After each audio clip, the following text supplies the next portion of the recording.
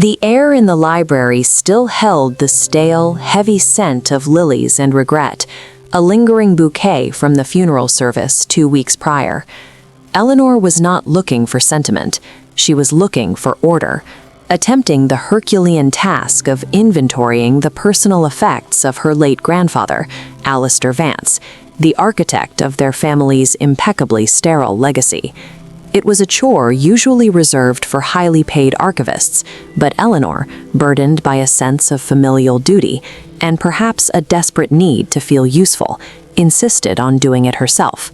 She was moving through the private study, a room dominated by a massive antique cherrywood armoire, when her fingers caught on something unexpected.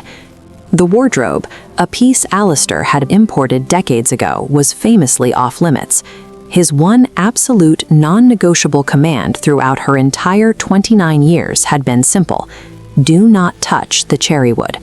It was this fierce, unnatural privacy surrounding an otherwise common piece of furniture that had always intrigued and slightly unnerved Eleanor.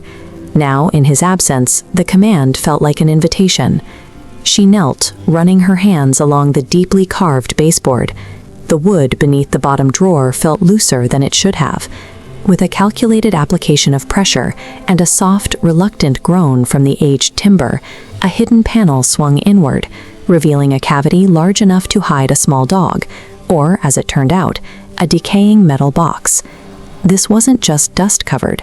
The box was aggressively silent, a dull iron rectangle emitting a faint metallic odor mixed with something sharper, something almost sulfuring, suggestive of long-ago combustion or intense pressure. It had no visible lock, only 2 heavy clasps that snapped open under surprisingly little force. The moment the lid lifted, the stench of forgotten history, mildewed paper, brittle leather, and trapped time rushed out, sharp enough to make Eleanor recoil slightly. Inside, nestled amongst layers of faded velvet that disintegrated upon touch, lay 2 objects bound tightly by twine, so brittle it looked like spun sugar. A heavy leather journal, its cover worn smooth, and its pages densely filled with an obscure, angular script, and a single sepia-toned photograph. The journal was the immediate focus of her dread.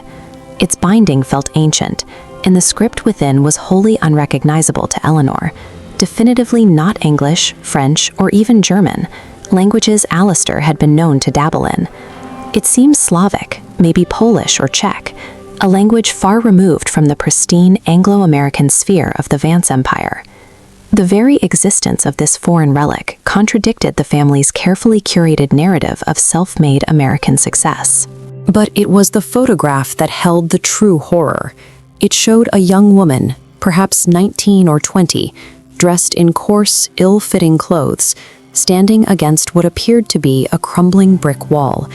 She possessed a stunning, almost painful beauty, yet her eyes, large, dark, and hollowed out, held an expression Eleanor had never witnessed outside of war documentaries: absolute, unrelenting terror. The shock came when Eleanor realized the face in the picture was undeniably, structurally her own. The high cheekbones, the slight indentation in the chin, the shape of the mouth. It was a mirror image, yet the life force had been drained away. She flipped the photo over with shaking fingers. Scrawled across the back, in faint pencil, were 3 words and a date: Katarzyna, 1943. Katarzyna, not Eliza.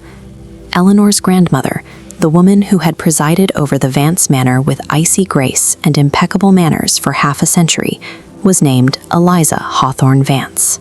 Her history, documented in a thick leather-bound family album, claimed she had been born in Boston in 1925, orphaned young, and met Alistair in New York City in 1948. The date 1943 placed this photograph, this identical, terrified woman, in the middle of a global war, years before Eliza Vance was officially supposed to have crossed paths with Alistair. A cold certainty, a physical sensation akin to plunging into icy water, seized her. The family history was not merely inaccurate, it was fabricated.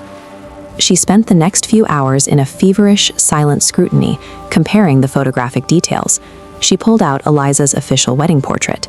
The bone structure was identical, yes, but Eliza's expression was controlled, her eyes masked by a lifetime of learned composure. Katarzyna's eyes were raw, open wounds. The meticulous perfection of Eliza Vance had perhaps been an acquired skill, a necessary mask layered over a horrific trauma. Returning to the journal, Eleanor felt a distinct ridge along the spine. Running her finger along the edge, she discovered a small, deep indentation, a tiny concealed compartment. With the careful use of a delicate letter opener, she pried it open. Inside, nestled tightly, was a single object, an antique brass key. It was intricately worked, its teeth complex and thin, clearly designed for a lock far more delicate than the heavy clasps of the iron box. The key demanded a corresponding lock. It was too small for any door in the manor, too decorative for a simple safe deposit box. Eleanor carried the key with her, a physical weight of impending disaster, as she continued the inventory in the adjoining office, moving from obvious assets to the mundane clutter Alistair had left behind. Under a stack of quarterly tax filings, she found a small, unmarked ledger, bound in a dark, slightly stained leather, easily overlooked. It contained no financial figures she recognized, but rather a series of dates, names, and coded abbreviations. Driven by an instinct she couldn't rationalize, Eleanor tested the key. It slid into the small, almost hidden lock on the ledger's cover with a quiet, ominous click.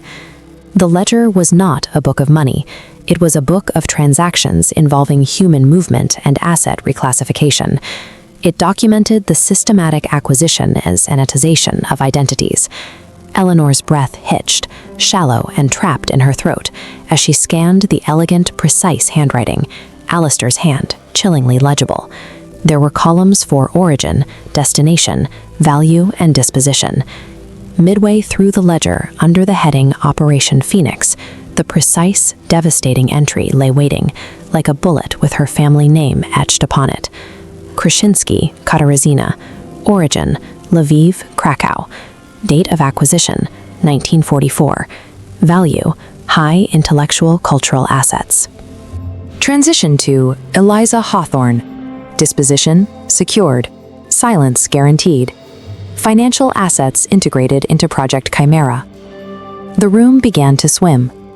Alistair Vance, the philanthropic giant, the moral cornerstone of their town, had not just built a fortune on post-war opportunities, he had built it on the theft of a life, a carefully engineered substitution facilitated by wartime chaos and the desperate currency of survival. Her grandmother, the beloved matriarch, was not Eliza.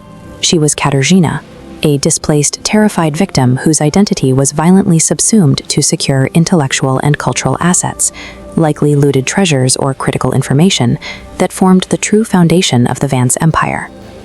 Eleanor dropped the ledger onto the thick Persian rug. The silence of the vast estate was no longer peaceful. It was deafening, the absolute void left by a century of lies collapsing into dust. She was not the descendant of a self-made man and his Boston bride. She was the unwilling heir to a monstrous bargain, the grandchild of a man who had murdered a life and stolen a name to create their dynasty. The journal remained, its brittle pages still promising the full, agonizing details of Katarzyna Krasinski's fate, written in a foreign script that now felt like a ticking time bomb. Eleanor knew with a paralyzing certainty that she had to find someone, a translator, an historian, anyone, who could unlock those words, despite the risk that every single translated page might incinerate the legacy she had just inherited, leaving nothing but ashes and guilt in its place. The story of Eliza Vance was over. The terrifying story of Katarzyna was about to begin.